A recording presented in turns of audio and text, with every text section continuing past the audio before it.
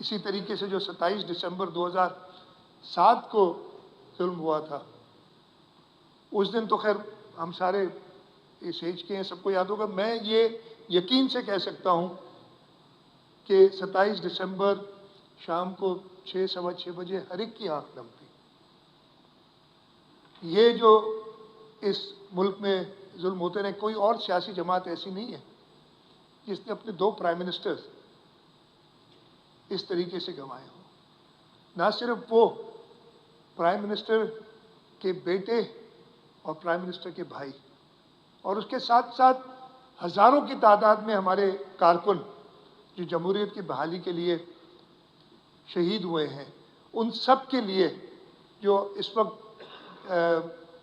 अल्लाह के पास चले गए शहीद होने के बाद, इंशाअल्लाह ताला वो ऊपर से बैठे हुए इस वक्त शहीद जुल्फ़िकार अली भुट्टो, शहीद मोहतरमा बेनज़ीर भुट्टो, आज सारे शहदा हमें देख रहे होंगे और वो ज़रूर इस बात पे कहेंगे कि ये इस सिंध असेंबली ने, जिसने पाकिस्तान की करारदाद मंजूर की थी, जो पाकिस्तान की बानी असेंबली है, उसमें सबसे पहले ये करारदाद शहीद जुल्फ़िकार अली भुट्टो की इस केस की रेफरेंस की जो रिज़ल्ट थी उसमें पेश की, उसमें पेश रही, उन्होंने रेजोल्यूशन पास की।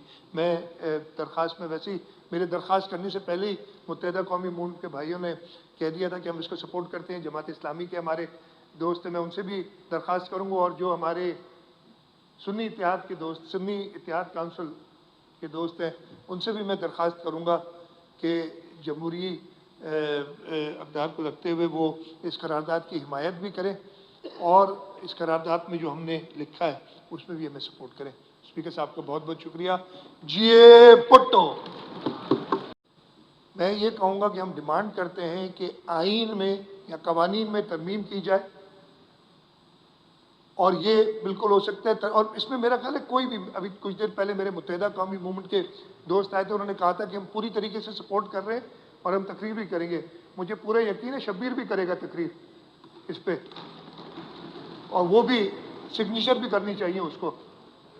लेकिन जो मर्जी है खैर हर मेंबर की, लेकिन इस पर कोई भी दो राय नहीं रखेगा कि जो जुल्म हुआ है उस जुल्म को अगर ख़त्म करना है तो हमने कानून में तरमीम करनी होगी और हमने इस वर्डिक्ट को ओवरटर्न करना होगा, जो कि एक पूरी कौम, और सुप्रीम कोर्ट ने तो खुद माना है कि जी हमसे गलती हुई, वो स्टिग्मा हटाने के लिए ये हमने करना होगा। उसके साथ साथ रेजोल्यूशन में हमने कुछ डिमांड्स की हैं जो कि me as the government of Sindh, currently मैं ही गवर्नमेंट ऑफ सिंध हूँ, काबीना भी नहीं है मेरे साथ, और जो असेंबली अगर ये पास कर देती है रेजोल्यूशन कि शहीद जुल्फ़िकार अली भुट्टो को नेशनल डेमोक्रेटिक हीरो डिक्लेयर किया जाए और उनके नाम के साथ शहीद लगाया जाए ऑफिशियली, ये हम फेडरल गवर्नमेंट को इमीडिएटली लिखेंगे। उसके साथ साथ वो पॉलिटिकल वर्कर जो अपनी सियासी जद्दोजहद में अपनी जान का नजराना पेश करते हैं, उनके लिए भी एक निशान जुल्फ़िकार अली भुट्टो अवार्ड के लिए हम रिकमेंड करेंगे। एक सिविल अवार्ड नहीं लाया जाए, जो कि वफाक की हुकूमत से हम ज़रूर ये दरख्वास्त करेंगे कि उसको भी उन सिविल अवार्ड्स की कैटेगरी में रखा जाए। जैसे मैंने कहा कि हमारे दिल तो खुश हैं लेकिन हमारी आंखें अभी भी नम हैं। वो जुल्म जो 45 साल पहले हुआ था उसका आज तक हम खमियाजा भुगत रहे हैं। शुक्रिया स्पीकर साहब। स्पीकर साहब ये रेजोल्यूशन पेश किया, जैसे मैंने कहा काफ़ी मेंबरान ने इस पर दस्तखत किए हैं। कल सुप्रीम कोर्ट ऑफ पाकिस्तान ने जो सारी दुनिया के लोगों पे की ज़बान पे एक चीज़ थी, एक नारा था कि या अल्लाह या रसूल शहीद भुट्टो बेकसूर। कल सुप्रीम कोर्ट ने उनकी ये जजमेंट के ये फेयर ट्रायल नहीं हुआ है और ये आइन के मुताबिक सज़ा बरकरार नहीं हो सकती। उसके बाद ये जो बात पूरी दुनिया कहती थी वो ऑफिशियल हो गई है। आज से तकरीबन 44-45 साल पहले इस मुल्क के आइन के बानी, इस मुल्क को एटमी कुव्वत बनाने वाले शख्स को एक जालिम डिक्टेटर ने कत्ल करा दिया था और उसके उन्होंने इस्तेमाल किया था सुप्रीम कोर्ट ऑफ पाकिस्तान को। आप शायद छोटे हो उस वक्त, यहाँ शायद पैदा भी ना हुए हों स्पीकर साहब, लेकिन मुझे वो 4 अप्रैल वाला दिन याद है। मैं अपने कॉलेज की तैयारी के लिए सुबह जब उतरा तो मेरे वालिद और वालिदा दोनों की आंखें नम थीं और मेरे वालिद ने कहा कि भुट्टो हमसे जुदा हो गया, एक जालिम ने भुट्टो जुदा कर दिया। ये नुकसान खैर सबसे बड़ा तो उनके ख़ानदान का था, उसमें तो कोई शक नहीं है।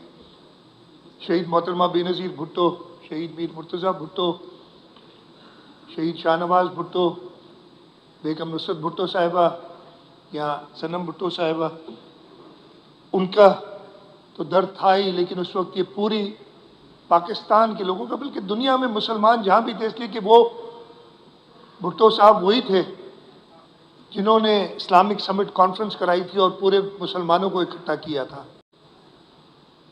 और शायद ही कोई दुनिया में ऐसी मिसाल मिलती हो कि उनकी शहादत के बाद लोगों ने खुदसोजी की हो, अपने आप को जलाया हो। उसके बाद जो उस डिक्टेटर ने लोगों पे जुल्म किए, लोगों ने कोड़े खाए, लेकिन वो जिए भुट्टो का नारा लगाते। लोग कहते हैं जिए भुट्टो क्यों कहते हैं? जिए भुट्टो इसलिए कहते हैं कि वाकई भुट्टो जिंदा है। कल भी भुट्टो जिंदा था, आज भी भुट्टो जिंदा है। मुझे वो दिन भी याद है जब शहीद मोहतरमा बेनज़ीर भुट्टो ने 1988 में हल्फ उठाने के बाद पहली तकरीर की थी। उनकी भी आंखें नम थीं और उन्होंने यही नारा लगाया था कि कल भी भुट्टो जिंदा था, आज भी भुट्टो जिंदा है। और कल जब चेयरमैन बिलावल भुट्टो जरदारी साहब वो सुप्रीम कोर्ट उस रेफरेंस में अपना चीफ जस्टिस साहब बता रहे थे, उनकी भी आंखें नम थी। और मुझे पूरा यकीन है कि जो भी सुन रहा होगा उसको, और मुझे पता है काफ़ी दोस्त खासतौर पर इस साइड के हम अगर मौजूद नहीं थे तो लाइव चल रहा था, जो 4 अप्रैल को जो आंखें नम थी, वो जो भी इस वक्त हयात है उसकी आंखें उस इंसाफ मिलने के बाद कल 6 मार्च को भी वो आंखें नम थी। हमारे दिल खुश थे कि एक इंसाफ मिला है शहीद को, लेकिन हमारी आंखें नम थी। आज ये रेजोल्यूशन इस असेंबली में पेश किया गया है और बड़ी असेंबली तो हमने पहले ही बुलाई हुई थी 7 तारीख के लिए, बड़ा ऐसा मौका आ गया।